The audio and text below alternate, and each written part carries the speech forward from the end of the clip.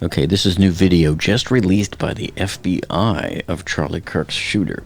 Now you're going to see him come running across the roof there in a second. See right there, he's clearing the top. See him on the right side of the roof running. And you're going to see him kind of clamber down to the ground from there. Now it looks right here, I don't know, see that looks like his rifle in a bag or something that he just set down temporarily on the roof, and now he picked it up again and he's got it in his right hand.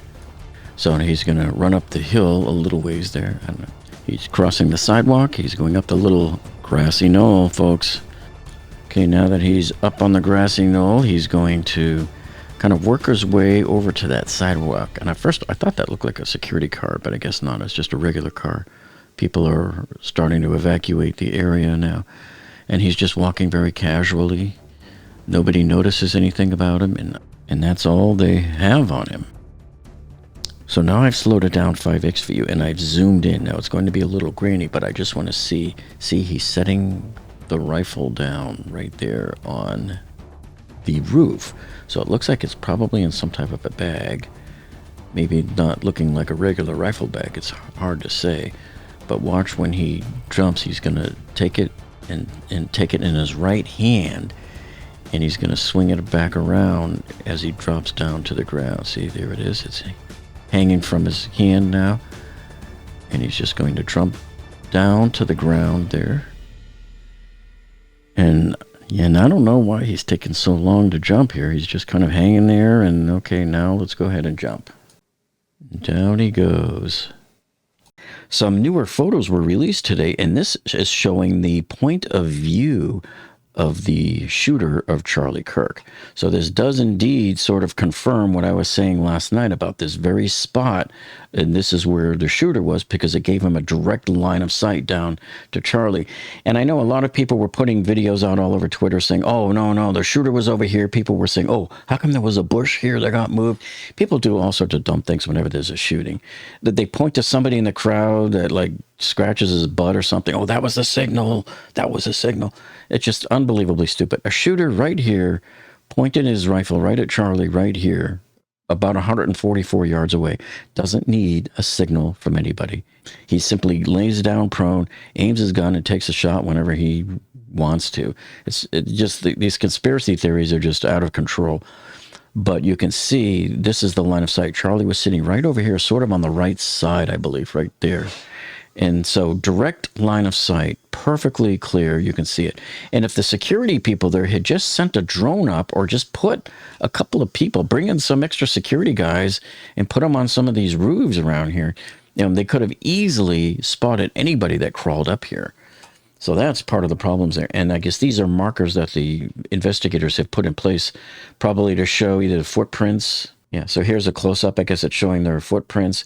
And one of the reports I read today says that they got his DNA from off of the roof. So they did capture something there. And then this morning, the New York Post posted this. They said this is exclusive photo.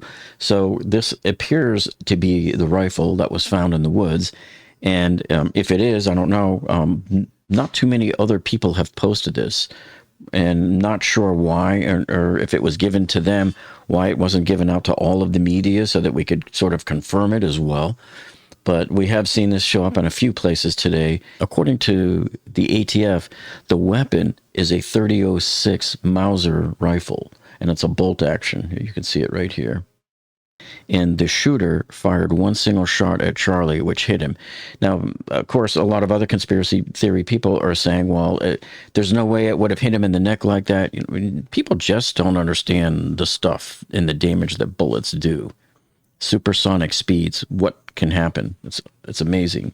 You guys should watch more of those Mythbuster type channels where these people grab rifles of all different kinds and they go out and shoot up watermelons. And can a 50 caliber do this? How much caliber does it take to shoot through this material? Those are the kind of videos you should take a look at. Now, there's something that we need to address here, because there was some confusion about something I said last night, and a lot of you got really, really angry. I don't know why. But last night on my video, when I opened up the video, I referred to Charlie as a Christian apologist. And some people got so terribly offended on that. And I think it's because people don't understand what that means. It's actually a good thing because a Christian apologist is somebody who goes around and they defend the Christian faith using history and philosophy and other things like that, the things that Charlie Kirk does every single day. That is not a bad thing. And that wasn't me being divisive or judgmental or anything. So I don't know how in the world anybody out there could have mixed that up. So next time, before you go jumping on people, make sure you go do a little Google search yourself and say, what is a Christian apologist? I want you to go type that in right now. What is a Christian apologist? And that's a good thing to be one. And other well-known examples of Christian apologists are, for example, C.S. Lewis. Many of you have heard of him, the author. G.K. Chesterton, a well-known theologian. St. Thomas Aquinas. Okay, surely you must have heard of him. St. Augustine of Hippo was another well-known Christian apologist. And of course, Ravi Zacharias, who passed away 5 years ago. Now, he had a fall from grace near the end of his life, but he was still a well-known Christian apologist. These are good things, people. So it wasn't me insulting anybody or being divisive or anything like that. So if you were offended by that term, the problem's not with me. Problem is not with the video. Problem's in your head, because maybe you have the wrong idea of what the definition of what that means. And certainly if you're not a Christian, you don't know what that means. So that's why I explained it here for you. So apologist comes from the Greek word apologia, which means in defense of. That's a good thing. That's not a bad thing. I don't know why everybody all of a sudden got really mean-spirited, really arrogant, and started doing this to me and finger pointing and didn't even go to look up the term first. And this is what some people did. So probably the worst offender right here is this guy, David Swint, 1292. He writes, did you actually call Charlie Kirk a Christian apologist as if this was a crime?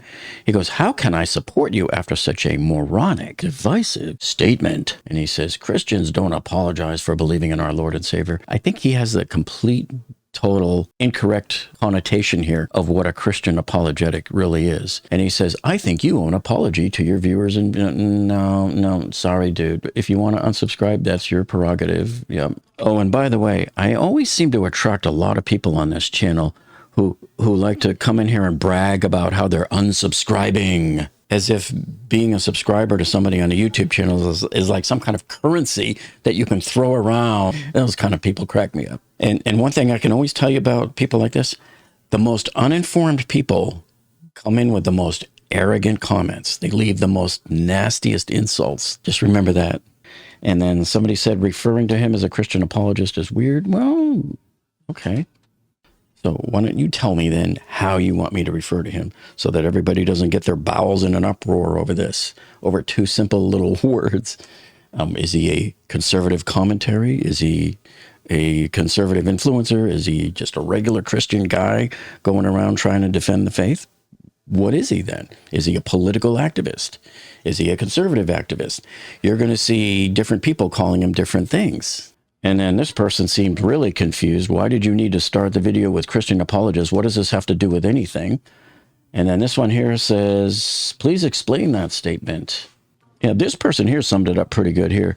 Was Charlie Kirk a Christian apologetic? While he was a prominent and outspoken evangelical Christian, he was not primarily an apologist in the academic sense. However, some of his supporters did view his advocacy as a form of apologetics. So yeah, I could see a lot of people who are unfamiliar with that term don't know what it is and just assumed that I was the jerk here. And I like this guy here. So we don't know what that large green box was that was out there. So what? So we don't know what it is. Big whoop. So this guy here just wants to whine over nothing. We don't know what. And this guy here, bro, what does Christian apologist even mean? Use a Christian period, blah, blah, blah. Okay. So it seems like the people who are not Christians don't really know what this term means. Oh, and this person here really got it confused here. He says, however, I wish you wouldn't call him a Christian apologist. He was an unapologetic Christian and didn't seem to be trying to convince anyone else. I don't think this person has a complete grip on what Charlie was doing and what he was trying to accomplish there. He was visiting all of these universities trying to reach the hearts of these young people, these young adults, and bring them to Jesus. That's what he was trying to do. And he did it through very proper Christian behavior and he debated everybody. He let them come up there, and he's taken a lot of hits over the years. He's taken a lot of threats against him over the years. I hope this clears up the mystery for you about what this whole thing means, about what a Christian apologist is. So now you've gotten a good lesson. Now we're all on the same page here. I'm a fan of Charlie Kirk's. I always have been. I listen to Charlie's videos all the time when I go out on my walks. So yeah, there was nothing mean-spirited about anything that I said about him. I'm not here to burn him or anybody else. I'm here to talk about the truth. Now, the other thing is I'm wondering, why does the news media keep getting all of their facts wrong here with this? Why do they keep saying that the shooter was 200 yards away from Charlie? Now, I've already showed you on the video last night. I did my measurements from the corner of the building there where I think that the shooter was, and where the pictures that were released today sort of confirm that. So if I measure from where we think the shooter may have been laying prone, somewhere right around here, to where Charlie's tent was located, somewhere around here, this distance appears to be about 433 feet, which is about 144 yards. And that, as you saw last night in my video, turns out to be more closer to 144 yards than 200 yards. So you're talking 60 yards difference, folks. We're talking 180 feet difference. How can you be that far off? So I'm wondering if like the news media, like the New York Post or maybe even CNN, I think they had originally said 200 yards, if they're doing it to be more sensationalizing. But you know what? It's causing the conspiracy people out there to go, oh, this was such a perfect assassination. This guy, there's no way he acted alone. This was too perfect, and that shot, nobody can make a shot like that. I mean, come on, people. Anybody that's in a rifle club right now is laughing, and they're going, are you kidding me? 200 yards? Anybody with a decent rifle and a decent scope can make 200 yards. What was actually ironic about this is that the Trump shooter from last year in Butler, Pennsylvania, he was only about 130 or so yards away. That's actually very similar distance here. And then when JFK got shot, Lee Harvey Oswald was only something like 90 yards away. But 200 yards is a piece of cake for many people. You don't even need to be expert marksmanship level to get that. Anybody who's been trained in the military can do that. So who knows, this guy, we don't know his past or what kind of training he's had. But look, make no mistake about this, people. This was not some sort of a professional hit. This guy was too stupid. He was too sloppy. He may have been a reasonably decent shot from 200 yards away, but everything else about it, he was stupid. He was walking up the stairs there and put his hands on the railing. He left DNA up on that roof. They found a palm print on the roof. He left the rifle in the woods. I mean, what professional in a million years dumps the gun right near the crime scene? You take it with you. If he was able to get onto the college without anybody seeing him with it, certainly he got off of it without anybody seeing him with it, and you could just go anywhere you want with it. I mean, duh, get it out of the area. And why the guy walked and didn't take a car and drive away like I showed last night, which is what I thought he would have done. And I even said in my video last night, the guy would be a fool if he walked across the street and went into the neighborhood, because the idea is to get out of Dodge. You don't want to stay in Dodge. So why this guy did that, I don't know. One theory I'm thinking of is, does he live maybe in the area close by, or maybe even in that neighborhood? So that's why the cops were all over that neighborhood, scouring there and asking anybody and everybody for their Ring camera videos. So Utah Public Safety Commissioner Mason said today, this is really the key to what was going on. He says the shooter arrived on the campus shortly before noon local time, then climbed up to a rooftop overlooking the location of Kirk's event. After the shooting, the suspect moved to the other side of the building, then jumped off and fled into an off-campus neighborhood. And of course, that's where we say that he ran pretty much across this way, and I think he just jumped right down to the grass, ran across the street, and dumped the rifle in the woods, and that's the last we know of him. Now, you're probably wondering, well, how do I know that's the spot where the guy ran into the woods? And this is where the police were stationed this morning. You could see several police cars there with it taped off in the background there. And you see that chain link fence right there and that light post. I can easily find that on Google Street Maps view, and it's right behind the Losi Center there, directly across the street on that College Drive. That's the perimeter road that goes all the way around the building there. It goes all the way around the campus. See, here's the back side of the building. So he would have jumped from here and possibly down here and then down to the ground and run across the parking lot. And ooh, look at that. There's that fence right there. There's the light post. And then there's the wooded area. So coming back out here onto the main perimeter road around the college, this is that area of that fence right here leading to the woods. So the woods would be right there. And you turn back around, and there's your entrance into the building right there. And then, of course, the big news happened late this morning when the FBI released this first photo of the suspect. And they were able to state that they followed this guy onto campus and they were able to follow him off the campus. Now, I wish they were very specific about like which stairwell this is that he's going up here. It doesn't look like he's touching the railing here, but maybe he touched it somewhere, who knows, and left his DNA somewhere. So this is why I say this guy's sloppy, because a trained assassin, you wouldn't see him on video anywhere. They would have scoped the place out first. They would have found out where there's cameras, and they also would have probably either disabled them or just stayed out of the view of certain cameras. But they followed this guy on the roof, off the roof, on the campus, and off the campus. So they know exactly what he did. It's kind of like, I know what you did last summer. And look at him. He's a handsome fella, huh? So they were right. The profilers from the FBI yesterday said he'd probably be about 25 or college age. This is certainly a far cry from the old man they arrested yesterday that everybody was posting all over the internet saying, this is the guy. It cracks me up that people who jump to conclusions like that in the beginnings of these types of cases. And then here's another very grainy shot that they found of the shooter here. I don't know where they acquired this from. I wish they were, again, that they would be more specific about where this was.